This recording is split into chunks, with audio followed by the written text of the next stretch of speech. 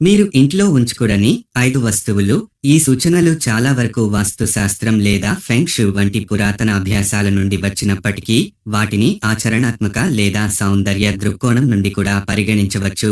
1. అయోమయ. ఎందుకు అయోమయం గందరగోళం మరియు ఒత్తిడిని సృష్టించగలదు, ఇది అగ్ని ప్రమాదం కూడా కావచ్చు. పరిష్కారం: మీ వస్తువులను క్రమం తప్పకుండా తగ్గించండి మరియు నిర్వహించండి. 2. గడువు ముగిసిన అంశాలు. ఎందుకు గడువు ముగిసిన ఆహారం తీసుకోవడం హానికరం అయితే గడువు ముగిసిన మందులు వాటి సామర్థ్యాన్ని కోల్పోవచ్చు. పరిష్కారం: గడువు తేదీలను క్రమం తప్పకుండా తనిఖీ చేయండి మరియు గడువు ముగిసిన వస్తువులను సరిగ్గా పారవేయండి. 3. విరిగిన వస్తువులు.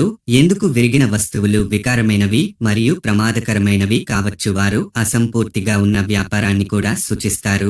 పరిష్కారం: వీలైతే విరిగిన వస్తువులను రిపేరు చేయండి లేదా వాటిని విస్మరించండి. 4. ప్రతికూల ఆర్ట్వర్క్ లేదా డెకర్. ఎందుకు ప్రతికూల భావోద్వేగాలను రేకెత్తించే చిత్రాలు లేదా వస్తువులు ప్రతికూల వాతావరణానికి దోహదం చేస్తాయి. పరిష్కారం: వాటిని ఉత్తేజపరిచే మరియు ఉత్తేజపరిచే ముక్కలతో భర్తీ చేయండి. 5. అనవసరమైన వస్తువులు.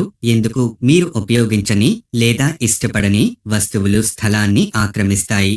పరిష్కారం: ఉపయోగించని వస్తువులను దానం చేయండి, విక్రయించండి లేదా విస్మరించండి.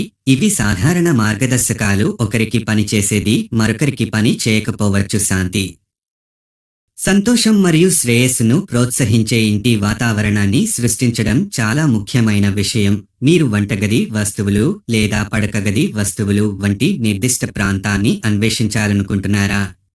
మరింత సమాచారం కోసం తదుపరి వీడియోలో కలుద్దాం. లైక్ చేయండి, షేర్ చేయండి, ఫాలో, కామెంట్, సబ్స్క్రైబ్ చేయండి.